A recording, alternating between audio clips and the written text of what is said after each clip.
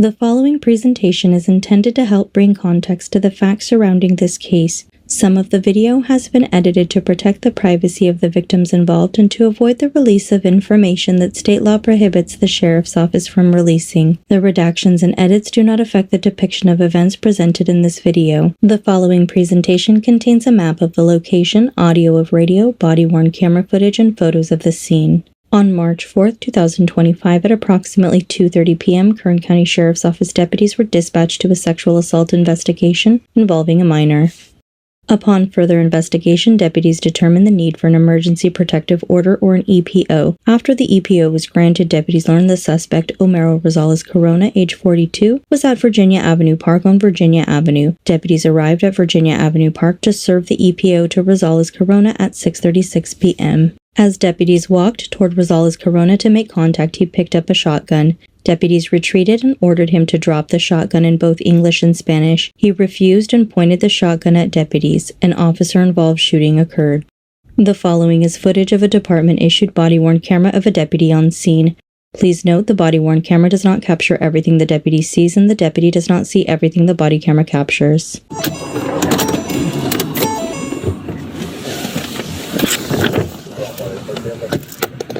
Oh, shit.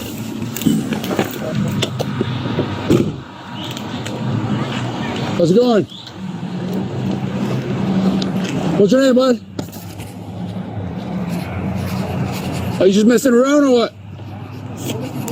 Oh, what's your name? Okay, Homero. How you doing? Are you having a beer? Yeah. Okay. Yeah, I'm staying. Okay, hey, don't grab stuff, don't grab stuff, don't grab stuff! Hey, what are you doing? Put that down now! Put it down! Get radio, down! Put it down! Nothing's gonna happen to you! Put it down now! Put it down! Hey, listen to me, Homero. No va a pasar nada. Ponlo abajo, ponlo abajo. Ponlo abajo. Homero, ponlo abajo, no te quiero disparar. Homero. No, ponlo abajo ahora. Ponlo abajo. Homero. Homero.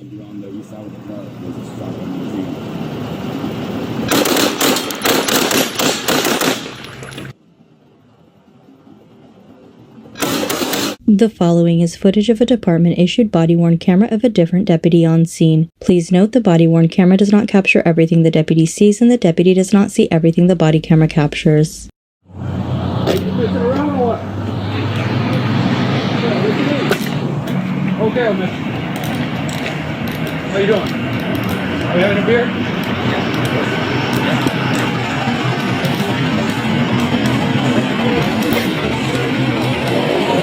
Stop! Hey! What are you doing? Put that down now! Put it down! Patrol party with your good general, he has a firearm in his Nothing's gonna hand. happen to you. Put it down now! Put it down! Hey, listen to me, Homero! Homero! No, ponlo abajo ahora! Ponlo abajo! Homero! Homero! And beyond the east side of the park, he has a shotgun in his hand.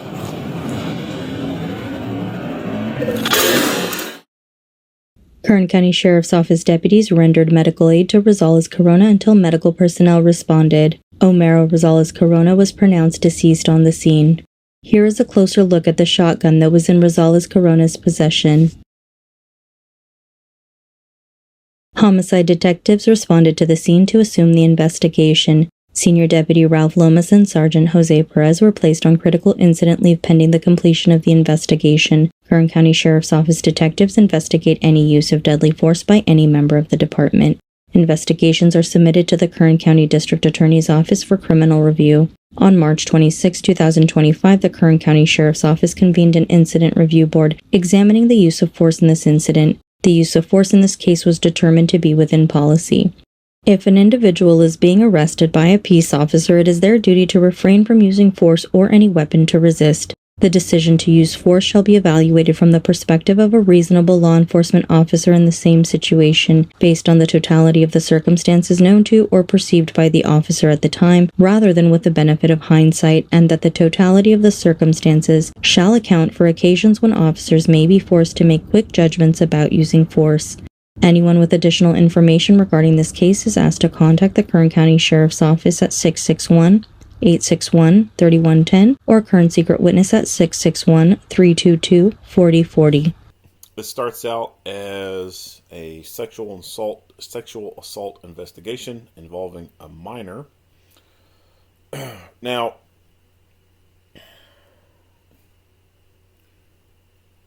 a little bit of context. So, a minor, and this is in no way saying that this isn't like an okay thing, but a minor can be 17 years old. Okay. And so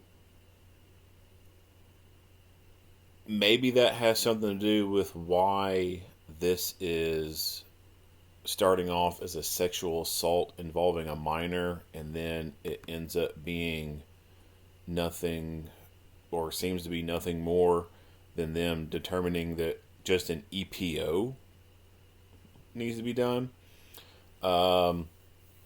It could be that they didn't have enough evidence to make an arrest for the sexual assault, but they had enough to be able to issue an EPO. That could be what's going on. Or it could be that due to the age, like the victim could have been 17 or 16 years old, and maybe because of their state law, maybe that has something to play into why they went from sexual assault investigation to just doing an EPO. Whereas if it was a victim under 12 years of age, it would have went a whole lot different. They would have went there to making an arrest versus giving an EPO. I don't know. But I found that a little peculiar that they start this off as a sexual assault investigation and it just culminates to just issuing an EPO on this guy.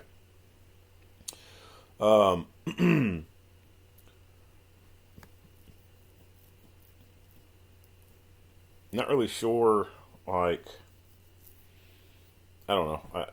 And they might have said, like, how they knew, like, where this guy was at. But as far as, like, how they knew exactly where this guy was, I mean, I don't know. Maybe they called him till they got some paperwork for him. They was going to meet him at the park. I don't know. But kind of a, I don't know, I guess an odd area to go and give someone an EPO. So, Okay. this guy reaches down for his shotgun, and the imaging of it is mostly obscured by this officer's paperwork that's in his hand. So we don't actually see the shotgun in the body camera footage. Now, obviously, we see him bending over and reaching for it and grabbing it. Let's go to the backup officer's body cam.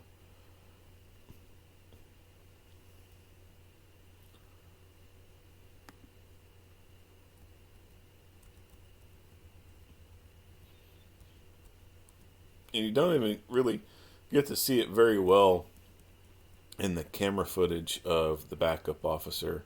You can kind of see it just a little bit, but it's the nature of the beast with these cameras. I mean, they can't capture everything very well, and especially at night when there's just not a whole lot of light. Okay.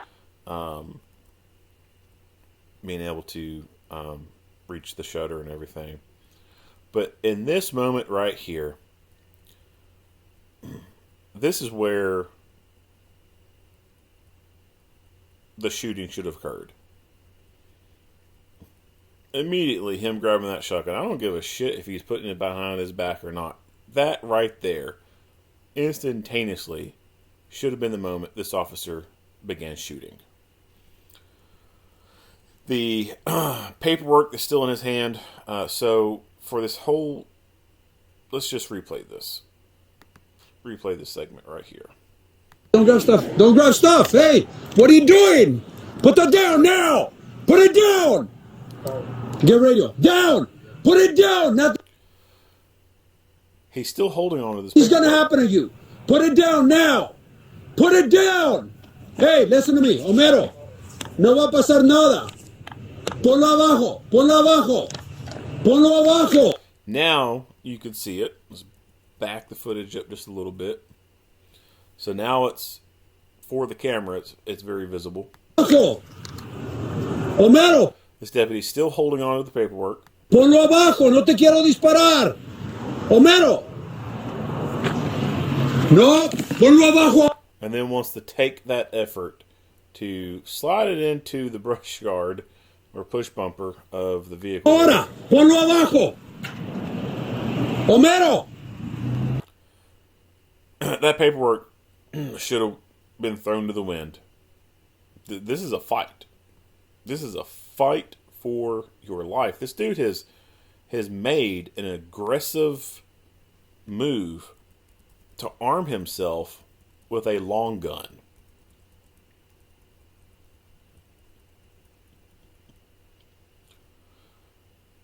That aggressive, overt, direct decision to go to a long gun. This guy's indicating he's wanting to fight. That paper, completely useless in this fight. It should have been jettisoned from his hands. His flashlight, as he's making the approach, the flashlight is in his gun hand, right? And so this is something that should be taught from the very beginning in a person's law enforcement career. Keep your gun hand free. Like, keep it free in case you need to draw that gun right then and there.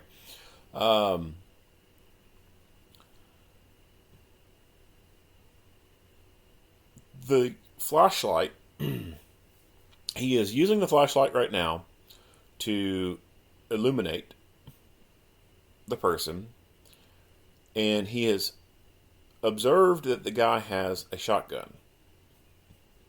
He has already verified that this guy is armed with a deadly physical threat. So number one, the document that's in his hand should be dropped. Can he drop the flashlight and jettison it from his hand? Yes, he could. He's already made the visual determination that this guy is now armed. He's verified that. So he could drop the flashlight as well, immediately draw a pistol, bring it up, and his partner still has a flashlight out.